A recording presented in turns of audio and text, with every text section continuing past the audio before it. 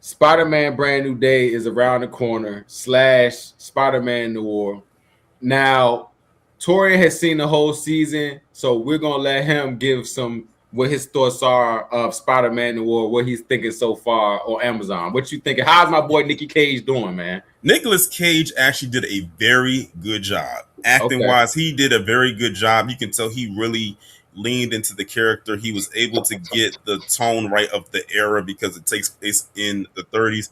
I would highly suggest that people watch this in the black and white. I don't think I could watch that in color. It wouldn't have the same effect for me considering this is the character, this is the setting that he's in. They really captured that time period perfectly. Like everything looked good, even with how the villains looked. The special effects looked really good, especially on the Electro and Sandman characters, because I think that's where they had to really use the special effects for them in particular, since they had more physical, outwardly projectile style type abilities. Even the action sequence was there, but really the writing in this was so good. The writing Okay. in this was so good, like the puns that they had, the delivery that they had. So for me, it was like a mixture of, it had drama, action, and comedy. Like that's the genre of how I would place this series. It almost makes me wish that I could have actually kind of went back and lived in that time period. They even and the crazy part about it is they even, it's a character, and I forget his name. It's a black character in there, and they just had to do it. They even threw a touch of this racism that he had to deal with during that time period. Ah. So Okay. so they even throw that, it doesn't hit you over the head with it, but it's definitely implied. Like it's definitely there. You can see it without them having to say it. And I like when they do, it's almost subtle, but you know, when you see it, you already know what they're talking about. But Yeah. all in all, I really did enjoy the series. I'm glad they dropped all 8 episodes. Not saying that I would have preferred if they did it week to week, but I'm glad they did it this way because you was able to get through it, and it made you. It's like every episode, every time they ended it, you couldn't wait to get to the next one. It was one of those things like, oh, I'll just wait, anything like that. And like I said, I literally just finished the last episode right before we went live on here, and Oh, okay. yeah, so yeah, it was a very good story.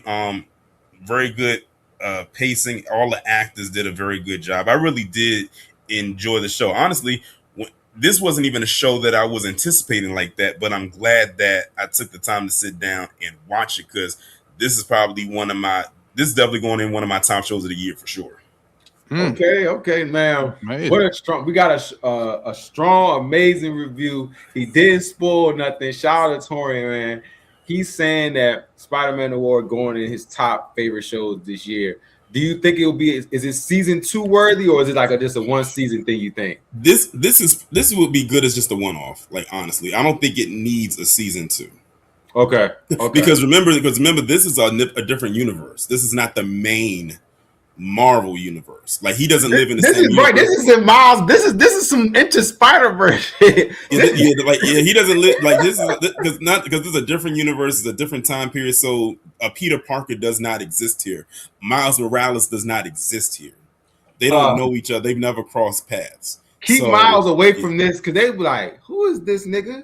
Who is this in the 30s?" They be like, "Oh, who is this cornrow curly head? Hold up, bro. He gonna have to really mink everything in the 30s for real. He need to go back and take Black Panther with him. But that's crazy. I'm the only thing that's really exciting me is because I love how they just able to make Spider-Man into different things. You know what I'm saying? And make good content out of it. You know what I'm saying? Like besides just the Tobey Maguire, Andrew Garfield, Tom Holland, the movie stuff, they can really make good stuff. Games, shows.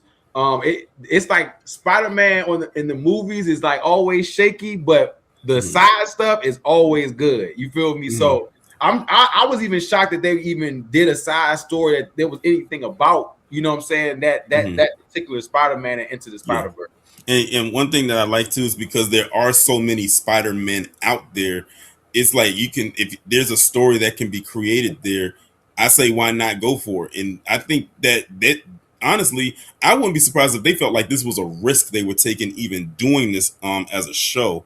But if it was a risk, the risk paid off because I really did enjoy it. Man, I'm a Spidey fan, so I love hearing some good Spidey. I'm really excited for Brand New Day because this is gonna be a mature Spider-Man. I pray. That's all I'm gonna say. Oh, so basically, you're looking forward to seeing depressed Peter Parker. I need to see Buddy open that fridge and there's nothing in there. You know what I'm saying? I need him to go look at his outfit and he like, damn, I gotta go to the laundromat myself. No more Aunt May. She dead. She in a pack right now. We smoking Aunt May. Rest in peace, Aunt May. You feel me? She's gone. You feel me? Everybody is gone. Your girl don't remember you. Your best friend don't remember you. Nobody knows you. You feel what I'm saying? So if you get to swing, they be like, who was that guy? You feel me? It wasn't was it everybody or was just the gang? I forgot. It's everybody. The whole world. The whole world. The world doesn't know Peter Parker exists. They know Spider-Man. Right? They know Spider-Man exists, but they don't know Peter Parker exists. That's so goofy, but it's gonna make sense. It's gonna make sense a Brand New Day when they see Spider-Man. They're like, that's crazy because I know they're gonna be looking at us like, I know, buddy. I know. The only person who may know Peter Parker exists is Doctor Strange because he's the one who he's the one that did the spell. But Doctor Strange is nowhere around. He's off world. He's in some other dimension, so he can't rely on him. Dang. He may not switch this back, man, or he gonna have to tell Ned, hey, bruh, you know how to do magic. You know what I'm saying? I need you to go back and that was crazy too. They just threw anything in the No Way Home. Now I think about it. They had Ned opening up Doctor Strange portals to bring in Spider-Man, dog. They just was throwing everything. But no, I'm just excited when we sent to the group chat the picture of Punisher and Spider-Man, even though I feel like that could possibly just be one scene. You feel what I'm saying? I'm just excited to see him really linking with characters that I read in the comic books that he linked up with. You feel what I'm saying? Like Daredevil and Punisher are his guys. You know what I'm saying? They're in the old PlayStation games. You know what I'm saying? Daredevil, Cap. You know what I'm saying? These are part of Spider-Man's lore. So I'm glad that they're going to put them in the movie, no matter how small of a role it might be. But I am waiting to see Peter Parker just be mature. Who's gonna be who's the villain? Do we know the villain? They got villains in it, but I don't know who the main villain is. But they have so many villains. I know Tombstone is in there. They got the Hand is in there. Okay, we got the Hulk. He's not a villain though. Who else? And Daredevil most likely gonna pop up. Punisher's in there.